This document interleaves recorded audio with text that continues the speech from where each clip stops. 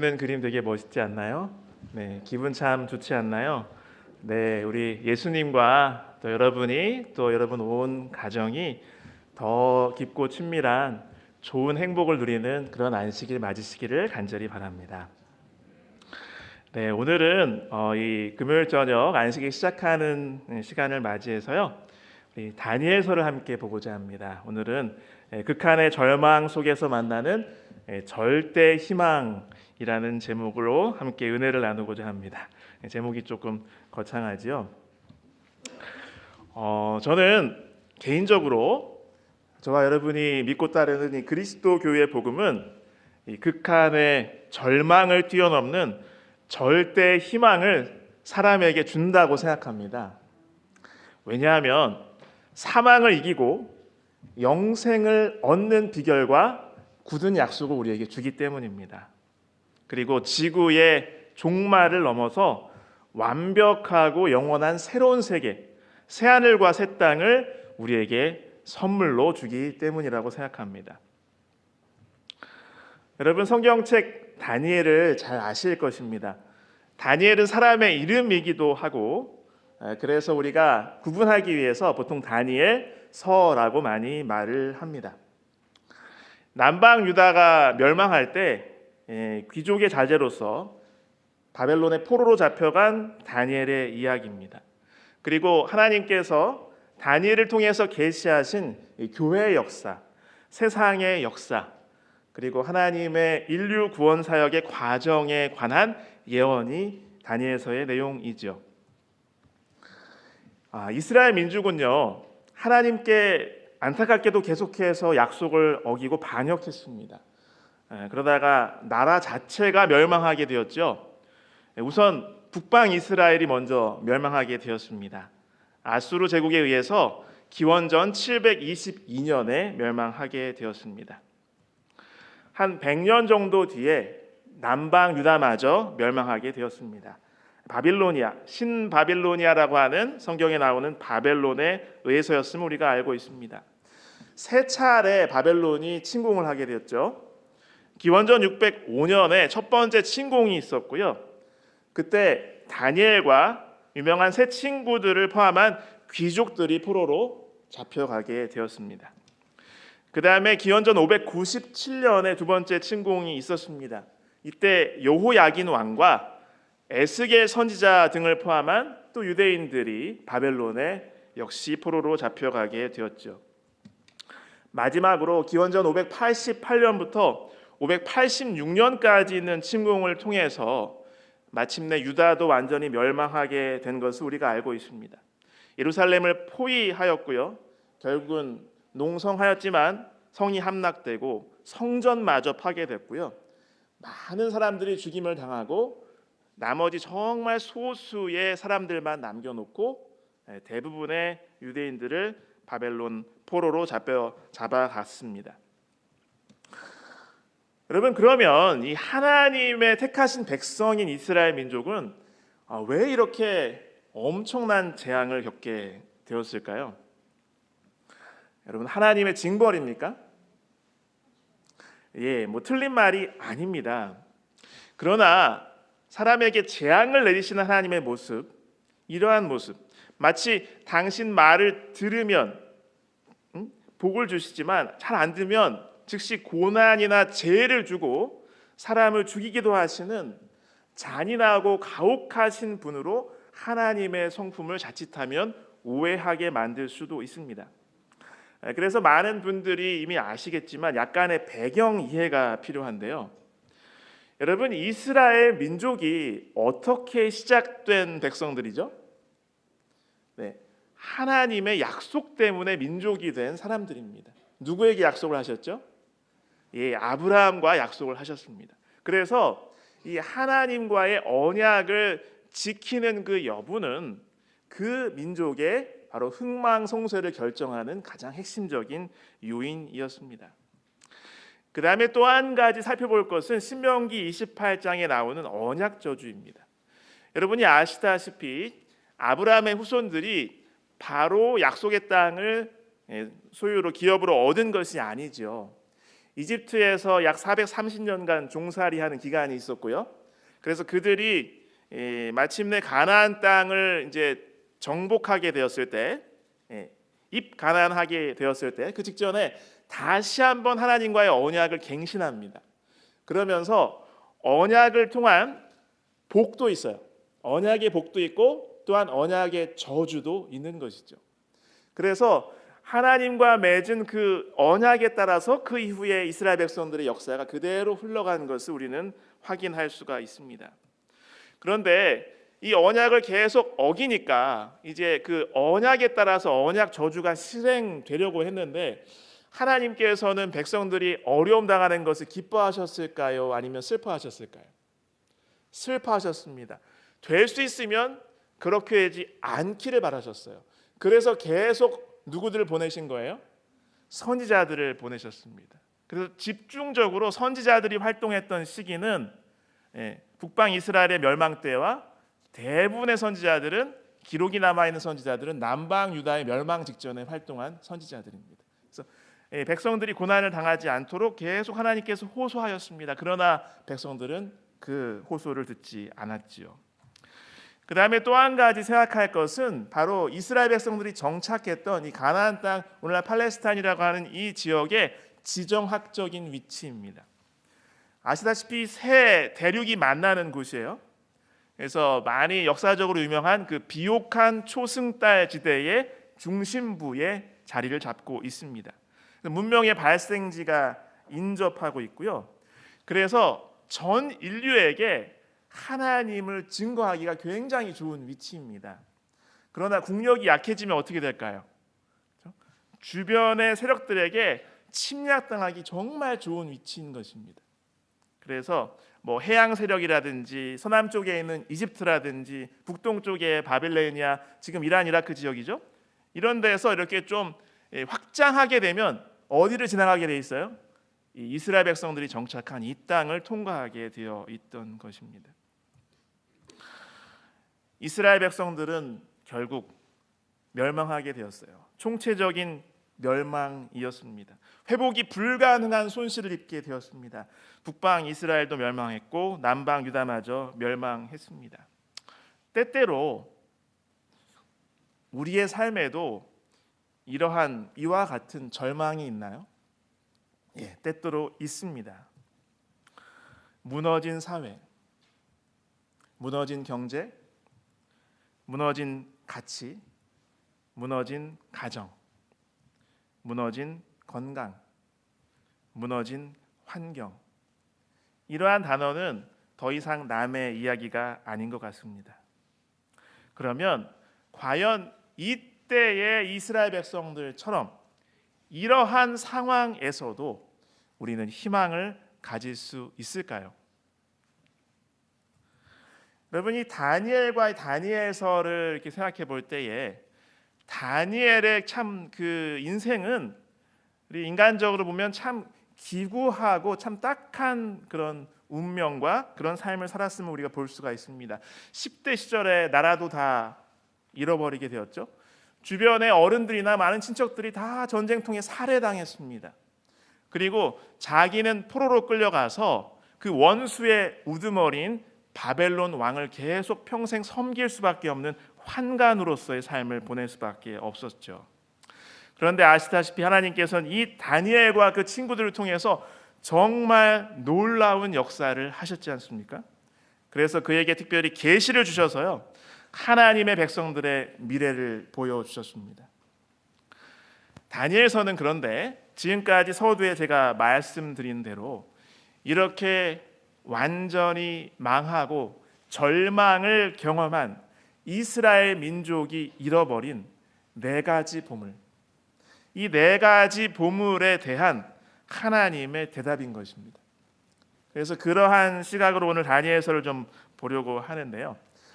제가 지금까지 이렇게 말씀드린 것을 비춰볼 때 오늘 성경절 많이 나올 것 같아요? 조금 나올 것 같아요? 네, 엄청나게 많이 나옵니다. 여러분 각오하시고요. 자, 첫 번째, 이스라엘 백성들은 탄식했습니다. 유대인들은 절망하고 절규했습니다. 바로 첫 번째 이스라엘 백성들이 잃어버린 보물은 나라였습니다. 그들은 나라를 이제 잃어버렸습니다라고 절규하였습니다. 그런데 하나님께서는 다니엘서를 통해서요 이런 대답을 주셨어요. 영원한 나라가 있다라고 대답하셨습니다. 하나님의 언약과 하나님의 특별한 은총과 선택함으로 유지되던 이스라엘과 유다가 완전히 멸망하게 되었죠. 나라까지 잃고 절망하던 당신의 백성들에게 하나님께서는 다니엘 2장의 계시와 예언을 주신 것입니다. 한동안 현대 사회에 그 사람들이 많은 관심을 가진 그런 전쟁이 별로 없었던 것 같아요. 그런데 여러분 뭐 잘 아시다시피 요즘 그 러시아 우크라이나 전쟁 때문에 전 세계 사람들이 이 전쟁의 무서움과 참 끔찍함을 다시 한번 생각하고 있습니다. 나라가 없다라고 하는 것은 우리가 당연하다고 생각되는 것을 전부 다 잃어버리는 것과 똑같고 마치 식물이 그 뿌리가 뽑히는 것 같은 그런 절망적인 상황이죠.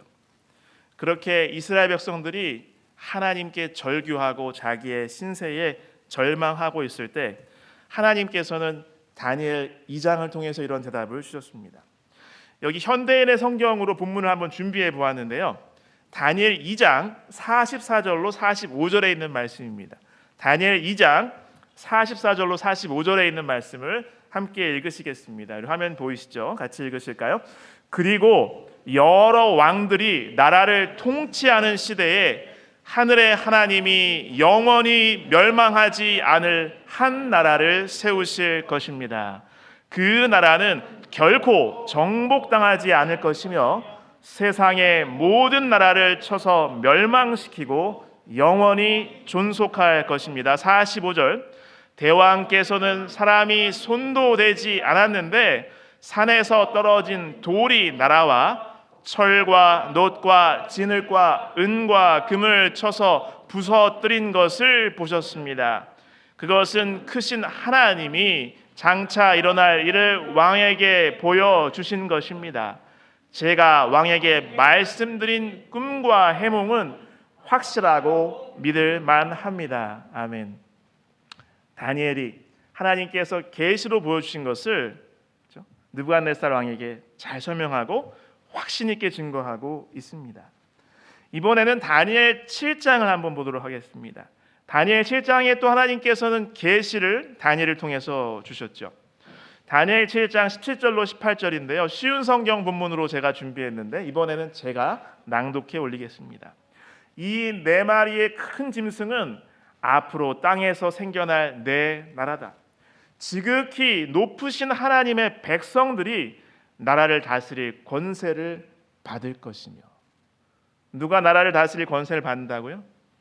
그렇죠. 하나님의 백성들이 지금부터 영원히 그 권세를 누릴 것이다. 여기 7장 27절에도 이런 말씀이 있습니다. 이번에는 바른 성경으로 한번 제가 준비했는데요. 그때의 나라와 권세와 온 천하에 있는 왕국들의 위대함이 지극히 높으신 분의 백성인 성도들에게 주어질 것이다. 누구에게 주어진다고요? 성도들에게. 그들의 왕국은 영원한 왕국이니 모든 권세자들을 그들을 섬기며 복종할 것이다. 아멘. 그렇습니다. 백성들은 탄식했습니다. 나라를 잃었습니다. 이제 우리는 끝장난 것입니까? 어떻게 해야 합니까? 그러나 하나님께서는 그들에게 대답하셨습니다. 영원한 나라가 너희들에게 있다라고 말씀하셨습니다. 여러분, 여기 요한복음 18장 36절에 예수님께서 하셨던 말씀을 우리는 기억합니다. 그 전반절에 보면 예수께서 대답하시되 내 나라는 이 세상에 속한 것이 아니라라고 말씀하셨습니다. 여러분, 이 나라가 다니엘 시대에 남방 유다인들 이스라엘 백성들만을 위한 나라일까요? 아닙니다. 영적인 이스라엘 백성인 저와 여러분 포함한 모든 예수님의 제자들, 바로 그리스도인들을 위해서 하나님께서 친히 준비하신 나라인 것입니다. 여기 빌립보서 3장 20절로 21절입니다. 빌립보서 3장 20절로 21절에 있는 말씀을 제가 현대인의 성경을 준비했는데요. 같이 한번 읽어보시겠습니다. 함께 읽으실까요? 그러나 우리의 시민권은 하늘에 있습니다. 그리고 우리는 우리의 구주이신 주 예수 그리스도께서 그곳에서 다시 오실 것을 기다리고 있습니다. 그분이 오시면 모든 것을 자기에게 복종시킬 수 있는 그 능력으로 우리의 천한 몸을 변화시켜 자기의 영광스러운 몸과 같게 하실 것입니다. 아멘. 여러분, 이 땅의 나라들은 모두 곧 무너질 나라임을 우리가 잊지 말기를 소망합니다. 여러분, 이 땅의 나라가 우리를 때로 힘들게 할 수 있습니다. 때로 우리를 절망하게 할 수 있습니다.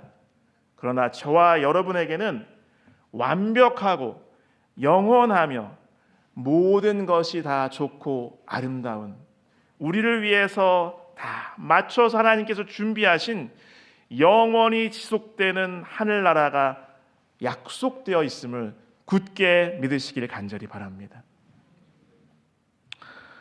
두 번째, 이스라엘 백성들이 잃어버린 그 보물은요, 바로 왕이었습니다. 그들은 그렇게 탄식하였습니다. 왕을 잃었습니다. 이제 왕이 될 사람도 없고 왕도 죽임당하고 왕이 될 만한 사람도 없다라면서 울부짖은 것이죠. 우리의 리더가 없는데 우리는 이제 어떻게 해야 한단 말입니까? 라고 절규와 절망을 할 때 하나님께서는 다니엘을 통해서 이런 답을 주셨습니다. 바로 영원한 왕이 있다라고 하는 것입니다. 영원한 왕이 있다라고 답을 주셨습니다. 여기 유다의 마지막 왕, 남방 유다의 마지막 왕 시드기야인데요. 그 시드기야가 나라가 망하면서 얼마나 비참하게 종말을 맞이했는지 성경은 담담하게 기록을 남기고 있습니다. 예레미야 52장 3절로 11절에 보면 이 유다 왕 시드기야가 바벨론 왕에게 반역을 했어요.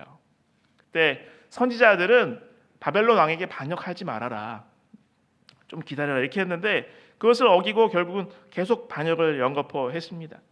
그러자 바벨론 왕 느부갓네살이 예루살렘을 침공합니다. 시드기야 왕 제위 9년 10월 10일이었어요. 2년간 예루살렘 포위했습니다. 아까 우리가 보셨죠, 처음에. 그러자 결국은 먹을 것이 고립되어서 포위된 통에 다 떨어지게 되었습니다. 그때가 시드기야 왕 11년 4월 9일이었습니다. 그래서 결국 성벽마저 파괴되고, 이러한 와중에 왕은 몇몇 자기 신복이나 군대들을 몇 명만 이끌고 도망을 갑니다. 그러다가 여리고 평지까지 도망가다가 시드기야가 결국은 바벨론 군에게 사로잡힙니다. 그리고 포로로 잡혀 끌려가는데 바벨론 땅 하마 땅 리블라에 끌려가서 거기서 바벨론 왕에게 신문을 당합니다. 그리고 그 시드기야의 눈앞에서 같이 포로로 잡힌 그 두 아들들을 느부갓네살 왕이 처형을 시켜버립니다. 끔찍한 비극을 경험하게 되죠. 그 다음에 유다의 모든 고관들을 처형했습니다. 그리고 시드기야는 두 눈이 뽑히고요, 쇠사슬로 결박되어서 바벨론 감옥에 감금됩니다. 그리고 거기서 나오지 못하고 삶을 마감하는 그러한 비참한 운명을 맞습니다. 하나님의 약속과 보증이 있었습니다. 여러분 아시다시피 내가 내 종 다윗을 생각하여 그 집안의 등불을 꺼트리지 않겠다라는 약속이 있었지만 결국 다윗 왕가가 몰락하게 되어 버렸습니다. 백성들은 자신들이 그동안 하나님께 거역한 것을 생각하지 아니하고, 그러면 예전에 말씀하신 하나님의 약속은 어떻게 되는 겁니까? 우리에게 왕이 없습니다. 왕통을 이을 사람도 없습니다. 이렇게 오히려 하나님 원망하면서 절망하였죠. 그러나 이것은요, 사실 하나님께서 약속을 저버리신 거였습니까?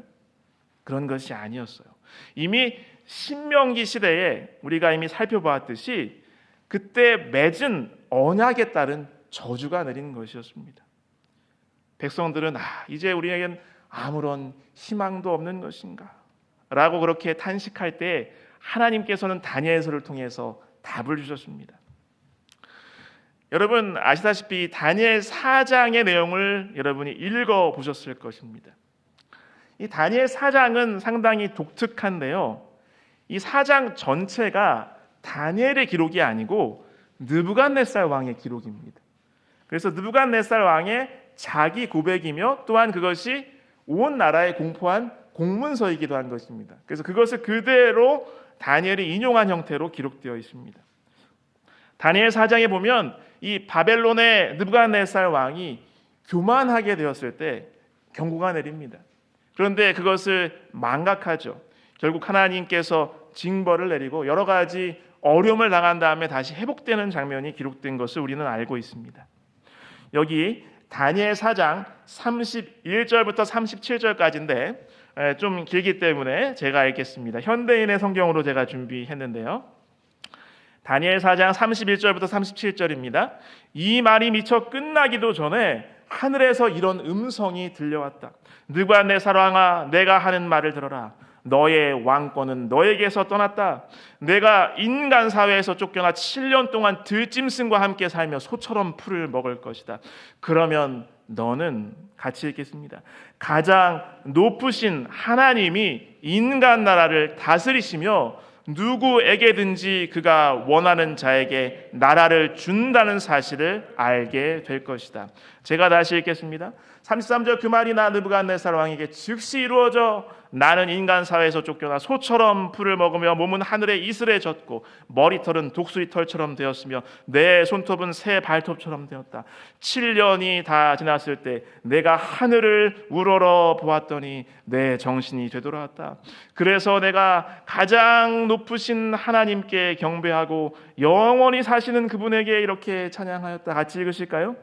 그는 영원히 다스리시며 그의 나라는 대대로 지속될 것이다. 제가 다시 읽겠습니다.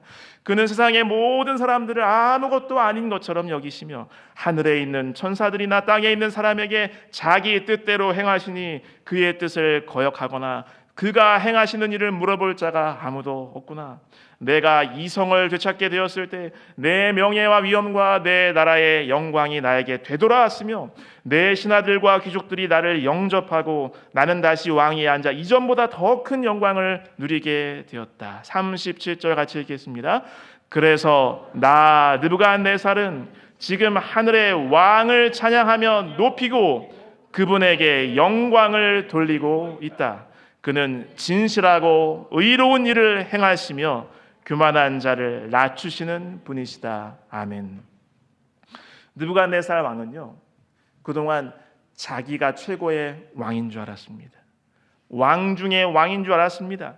그런데 이런 특별하고 고통스러운 경험을 통해서 자신의 왕이 아니라 하늘에 계신 진짜 왕이 있다는 진리를 뼈저리게 체험하게 된 것입니다. 여러분, 우리 이번 안식일 하늘에 진짜 왕이 계심을 깊이 느끼게 되시길 간절히 바랍니다. 그러한 새로운 한 주간을 살아가시는 제가 되고 여러분 되시길 간절히 바랍니다. 다니엘서 7장 13절로 14절입니다. 이번엔 7장입니다. 쉬운 성경 제가 준비했습니다. 내가 밤에 환상을 보고 있는데 마치 사람같이 생긴 분이, 개역 한글판에 인자 같은 이가 하늘 구름을 타고 왔다. 그가 영원 전부터 살아계신 하나님께 나아가자 누군가가 그를 하나님께 인도했다. 14절 같이 읽겠습니다. 하나님이 사람처럼 생긴 분에게 권세와 영광과 나라를 주셨다.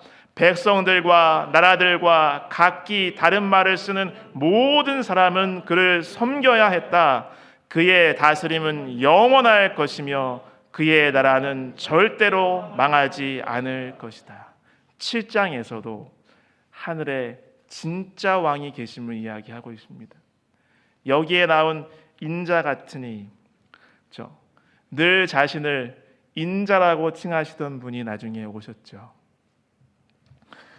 그리고 이 영원한 왕이 바로 저와 여러분의 왕이십니다. 백성들은 탄식하였습니다. 이제는 우리의 지도자가 없습니다. 왕은 이렇습니다. 그러나 하나님께서는 영원한 왕이 있다라고 대답하셨습니다. 여기 요한계시록 11장 15절에 있는 말씀입니다. 제가 읽겠습니다. 쉬운 성경입니다. 7번째 천사가 나팔을 불자 하늘에서 큰 음성이 들려왔습니다. 우리 주님과 그리스도께서 이제 이 세상을 다스리시며 앞으로도 영원토록 다스릴 것이다. 아멘. 이 영원한 왕은 우리를 너무나 사랑하시는 왕입니다. 우리를 너무나 사랑하시기 때문에 우리를 구출하기 위해서 자신의 모든 것을 다 아낌없이 희생하고 버리신 분이십니다. 십자가에 달려 돌아가시고 그리고 부활해서 우리를 사망으로부터 건지신 분이십니다. 바로 예수 그리스도이시죠. 땅의 왕이 사라질지라도, 때때로 땅의 지도자가 어떨 때는 나를 실망하게 만들고 나를 좌절하게 만들지라도 여러분 기억하시길 바랍니다. 저와 여러분에게는 영원히 우리를 돌보시는 하늘의 왕이 계십니다. 그분은 바로 예수 그리스도이십니다. 여러분, 혹시 우리 주위에 우리가 경험하는 세상의 주권자들이 우리를 실망시키는 경험을 할지도 모릅니다. 그러나 그때마다 가장 선하시고 가장 공정하시고 영원히 통치하시는 하늘의 왕이 우리에게 계심을 잊지 마시길 간절히 바랍니다. 세 번째, 이스라엘 백성들이 잃어버린 보물은 바로 성소였습니다. 유대인들은, 이스라엘 백성들은 탄식합니다. 절규합니다. 성소를 잃어버렸습니다. 이제 우리는 어디서 예배를 드려야 됩니까? 어디서 희생을 드려야 됩니까? 어디서 우리의 죄를 용서해 달라고 기도해야 합니까? 라고 절규할 때 하나님께서는 다니엘서를 통해서 이런 대답을 주셨습니다. 아니다. 하늘 성소가 있다. 하늘 성소가 있다라는 답을 주셨습니다. 여기 성소가 파괴되는, 예루살렘 이 완전히 파괴되는 그 장면들을 성경은 또 잘 묘사하고 있는데요. 여기 예레미야 52장 12절로 16절에 있는 말씀입니다. 여러분, 저와 여러분이 약간 더 관심과 흥미를 가지고 생각해야 될 것은 무엇이냐면, 이 언약 저주에 따라서 이스라엘 나라가 완전히 멸망하게 되었습니다. 근데 성소까지 파괴당하고 약탈되는 것이 하나님의 뜻이었을까, 아니었을까요? 하나님의 뜻이 아니었습니다. 그렇게 될까봐 경고하셨어요. 그러지 말라고. 왕한테 경고했어요. 그런데 이스라엘 남방 유다의 마지막 왕들이 그 경고를 들었을까, 안 들었을까요? 안 들었어요. 그래서 마치 자기가 더 국제 정세와 정치적인 수완이 더 뛰어난 것처럼 생각하고, 내가 추진하는 이 방법이야말로 이 참 강대국들이 각축을 벌이는 그러한 아주 위험한 시대에 내 나라 내 민족을 잘 인도할 수 있을 것으로 생각하면서 고집했습니다. 결과는 성소마저 파괴당했어요. 바벨론 왕 느부갓네살 19년 제위 19년 5월 10일이었습니다. 바벨론 경호대장 느부사라단이 예루살렘에 파견됩니다. 그래서 이제 계속 연거푸서 반역하는 이 유대인들에게 본때를 보여주겠다 이렇게 생각했는지, 결국 이 2년에 걸친 포위 끝에 성전과 왕궁과 민가에 다 불을 질러 버렸습니다. 그래서 주요 건물이 전소했습니다. 그리고 군대가 예루살렘 성벽마저 다 부숴버렸어요. 그리고 남아있던 유다인들은 다 포로 잡아가고요. 성전에 있는 기물들은 다 약탈해 갔습니다. 그리고 정말 이들이라면 반역을 하지 않을 것이다, 이렇게 생각되는 사람만 남겼어요. 정말 극빈한 사람만 남겨서 이 농부와 포도원지기로 삼았습니다. 여기 17절로 27절 예레미야 52장에 보면, 그래서 예루살렘 성전의 각종 기물들과 보물들을 다 빼앗아 갔습니다. 이것은 하나님을 섬기는 일에 구별된 성물들이었죠. 그것이 다 이방인들의 손에 그렇게 빼앗겨서 이방인의 신전에 가게 되었습니다. 이스라엘 백성들은 탄식하며 울부짖습니다. 하나님께서 계시던 성소가 약탈당하고 무너졌습니다. 하나님의 집이 무너진 것입니다. 이제 우리에게 하나님도 안 계시는 것입니까? 이렇게 절망하고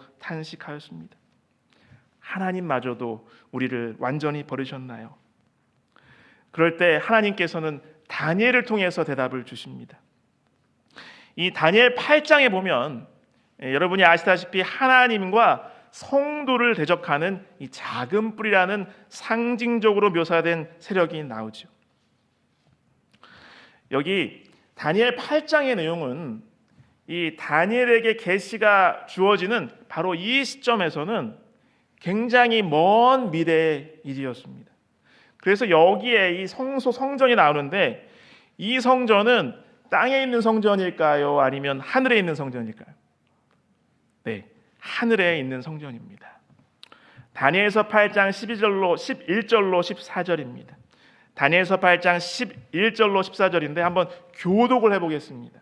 제가 홀수절을 읽고 여러분이 짝수절을 읽어주시면 좋겠습니다. 11절부터 읽겠습니다.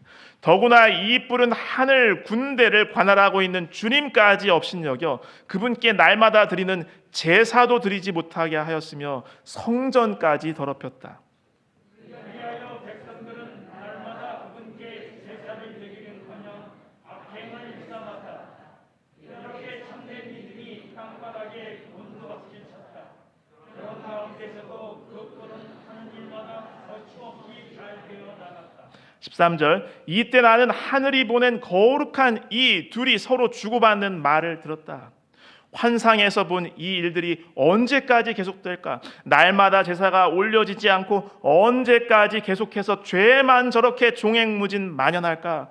언제까지 저렇게 하늘의 군대와 성전이 짓밟히고 더러워질까? 그러자 다니엘가 말을 이었다. 당신 저녁 제사가 2600일 동안은 올려지지 않을 거야.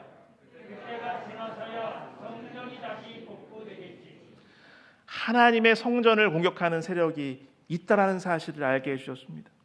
그래서 지상의 성전은 파괴되더라도 하늘의 성전은 있으며 하늘 성전도 같은 사탄 마귀의 세력에 의해서 계속해서 공격을 받을 것이지만 마침내 회복된다는 약속의 말씀을 주신 것이죠.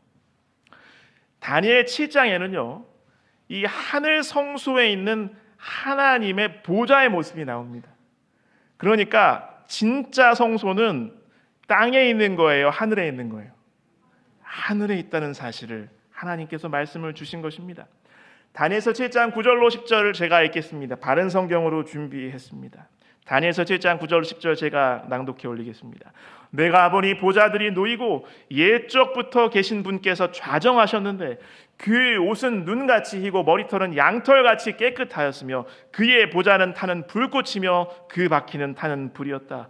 불의 강이 그 앞에서 흘러나오는데 그를 시중드는 자가 천천히고 그 앞에 서 있는 자가 만만이었으며 재판이 열리고 책들이 펼쳐졌다.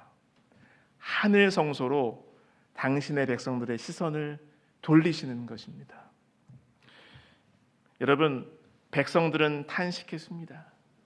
성소마저 잃어버렸습니다. 어떻게 우리는 하나님께 나가야 합니까? 그렇게 절규할 때 하나님께서는 아니다, 하늘에 진짜 성소가 있다라고 말씀하신 것이죠. 여러분, 성전은 죄인들이 하나님께 나와서 하나님으로부터 용서를 받는 곳이죠. 하나님의 용서를 통해서 하나님과 다시 하나가 되는 곳이 아니겠습니까? 여기 히브리서 8장 5절 말씀에 이런 말씀이 있는 것을 우리는 기억합니다.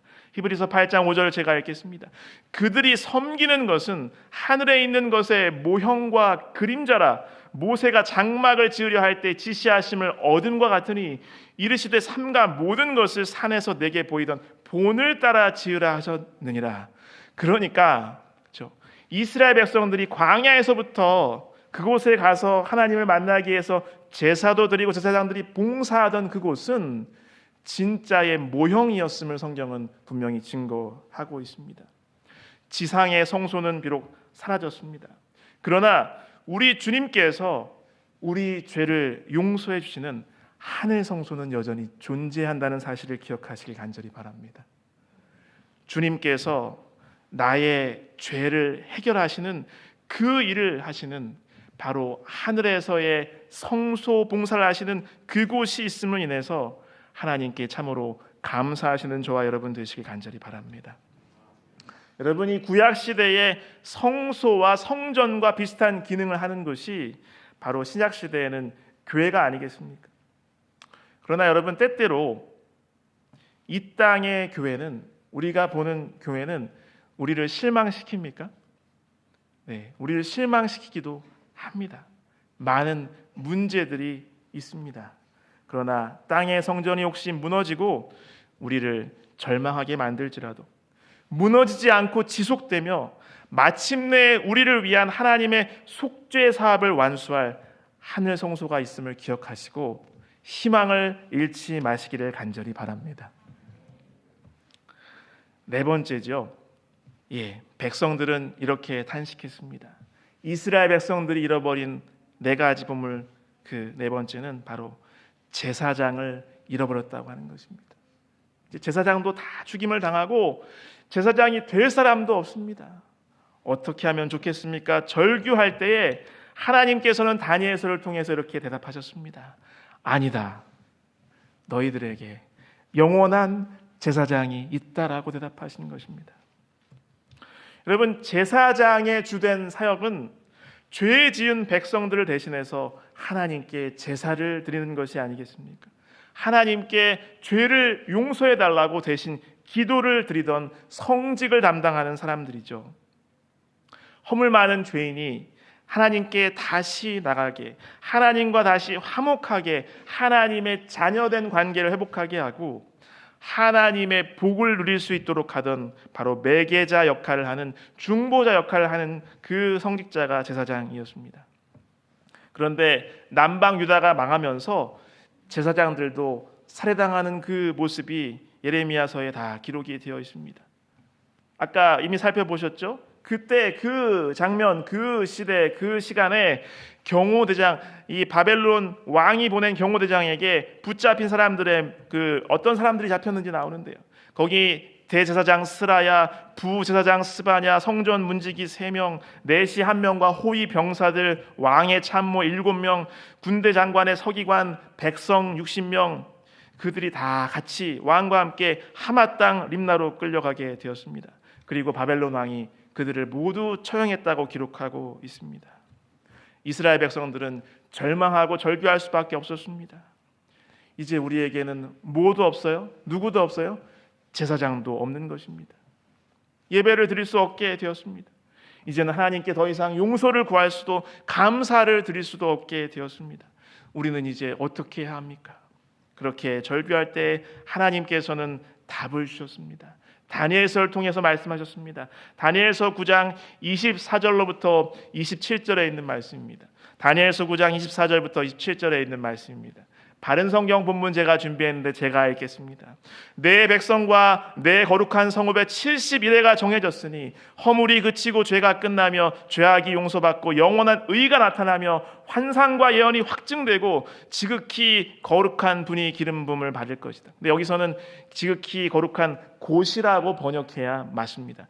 25절, 그러므로 너는 깨달아 알아라, 예루살렘을 복원하여 세우라는 말씀이 나온 때로부터 기름 부음 받은 자 곧 통치자가 올 때까지, 여기는 사람입니다, 7일에와 62일에가 걸릴 것이며 환란의 때에 광장과 거리가 재건될 것이다. 62일의 후에 기름 부음 받은 자가 끊어져 없어질 것이며 앞으로 올 통치자의 군대가 성읍과 성소를 파괴할 것이니 그 마지막은 홍수에 덮일 것이며 또 끝까지 전쟁이 있으리니 황폐하게 될 일이 작정되었다. 27절 같이 한번 읽어보실까요? 그가 많은 사람과 더불어 한 일해 동안 언약을 굳게 정하며 그 일의 절반의 희생 제물과 곡식 제물을 중지시킬 것이다.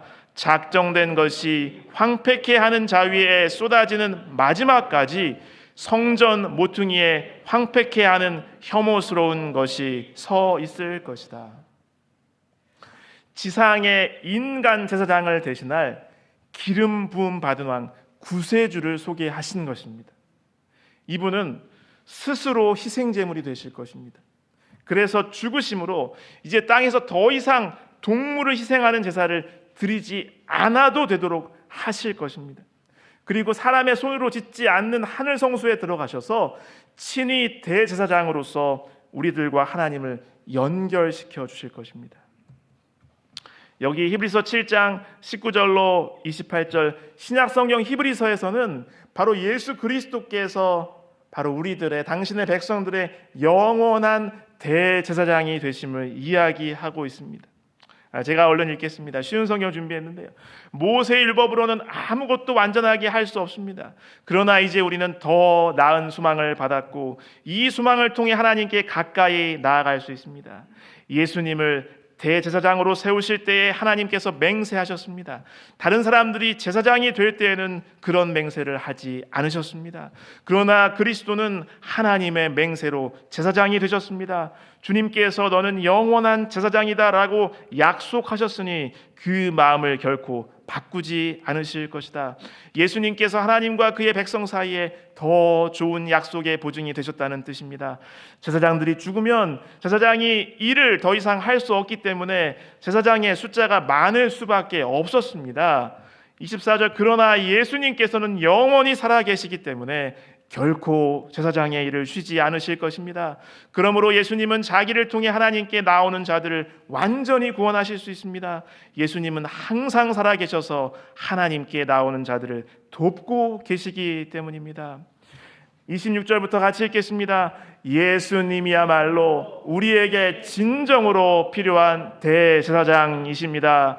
예수님께서는 거룩하고 죄가 없으시며 흠이 없고 죄인들과 구별되는 하늘보다 높은 곳에 계신 분입니다. 그분은 다른 제사장들과는 다릅니다. 그들은 매일 제사를 드려야 합니다. 먼저 자신의 죄를 위하여, 다음은 백성의 죄를 위하여 희생 제물을 바칩니다. 그러나 그리스도는 그럴 필요가 없으십니다. 예수님께서는 자기 자신을 희생 제물로 드려서 한 번에 그 일을 끝내셨기 때문입니다. 28절 제가 읽겠습니다. 율법은 약점을 가진 사람들을 제사장으로 세웠습니다. 그러나 하나님의 아들이신 예수님께서는 하나님의 맹세하심을 통해 영원토록 완전한 대제사장이 되셨습니다. 그렇습니다.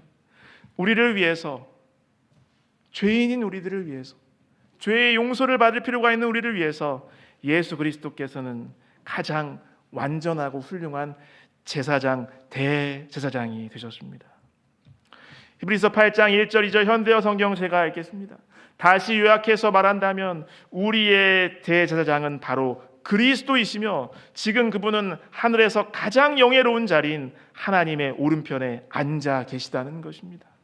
그분은 인간이 아닌 주님의 손으로 지으신 참 예배 장소인 하늘의 성전에서 제사장 일을 하고 계십니다. 아멘. 백성들은 탄식했습니다.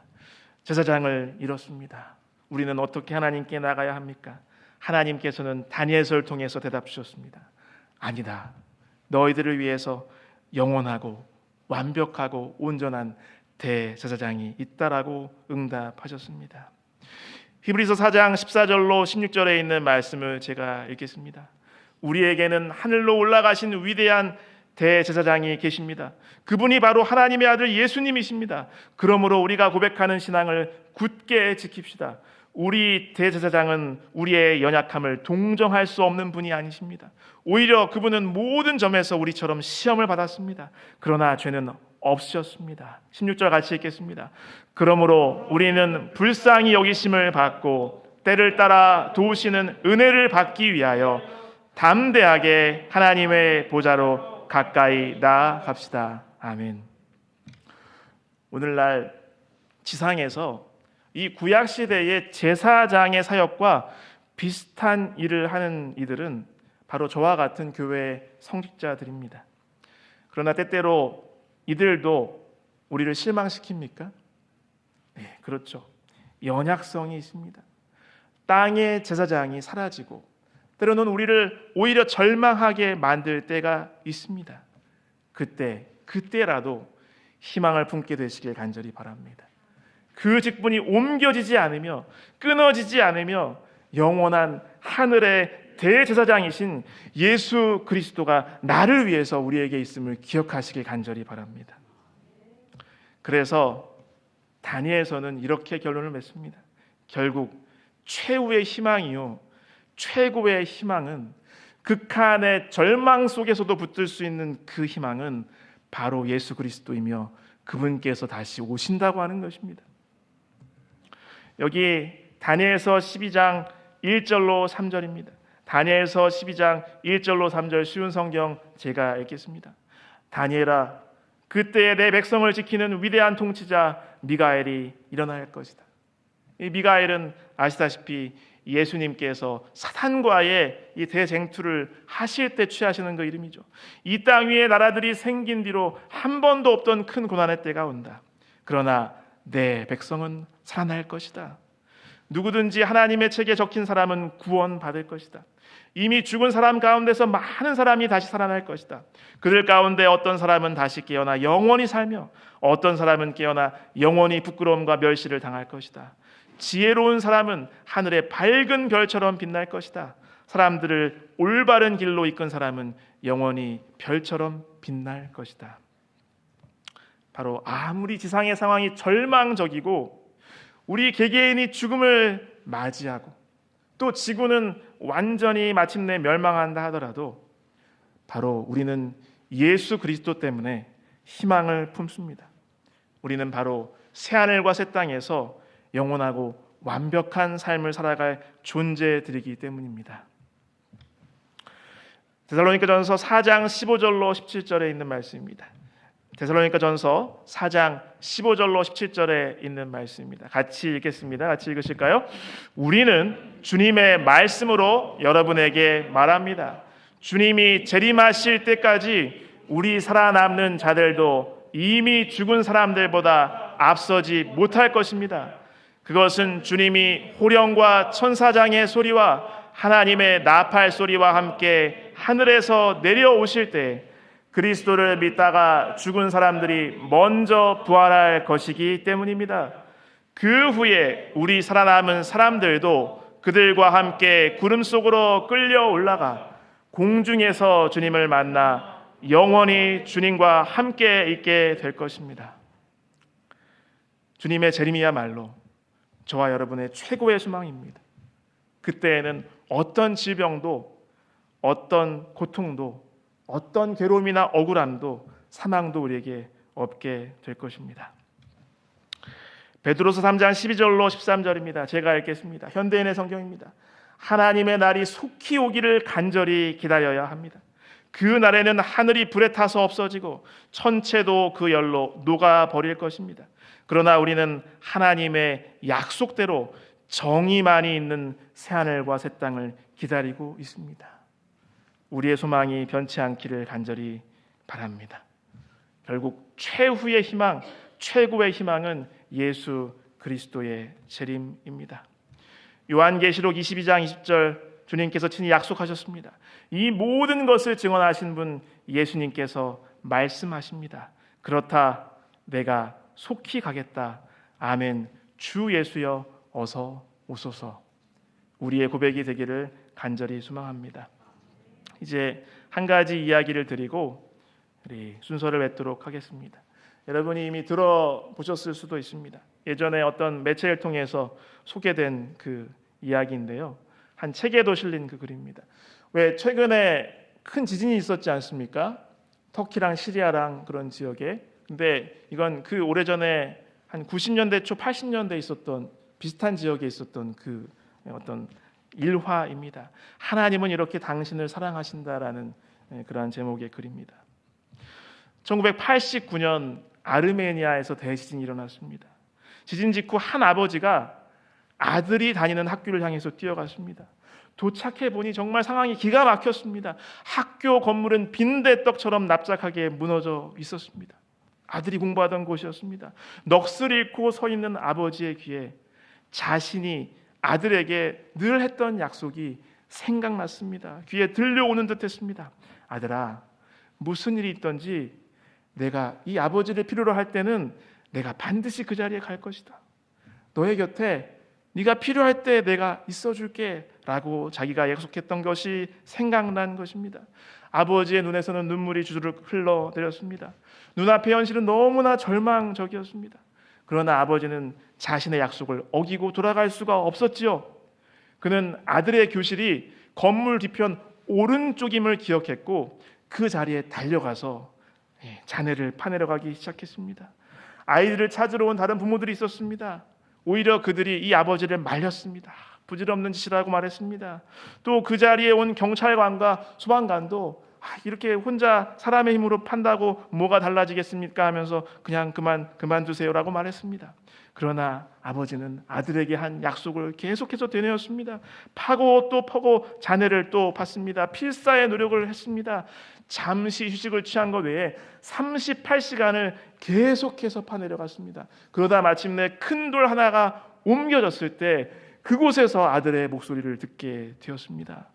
아버지는 아들의 이름을 외쳤습니다. 알만드!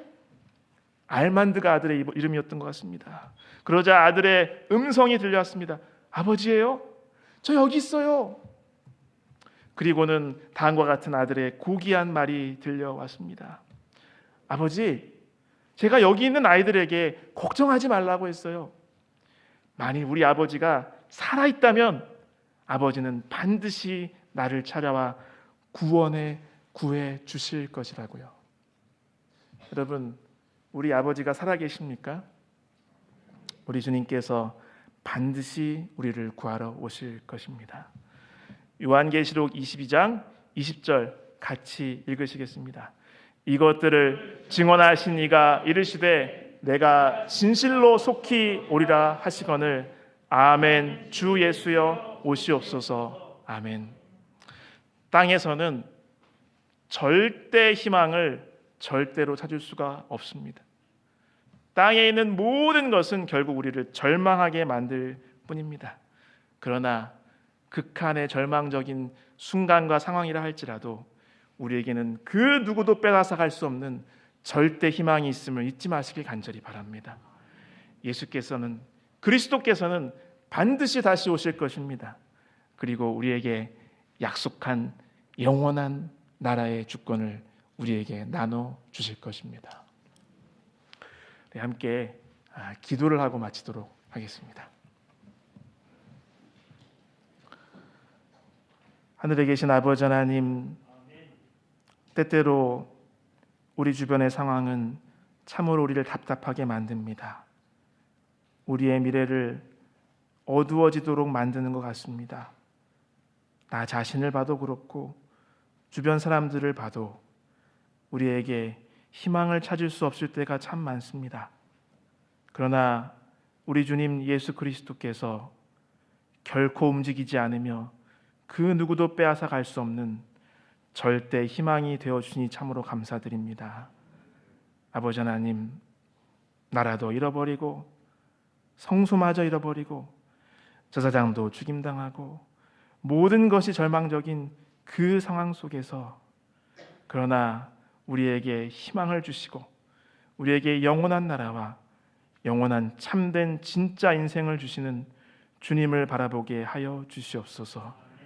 예수님을 바라보고 예수님 때문에 항상 희망을 품고 기쁜 마음으로 감사하며 살아가는 오늘 안식일과 그리고 한 주간이 될 수 있도록 은혜 더하여 주시옵소서.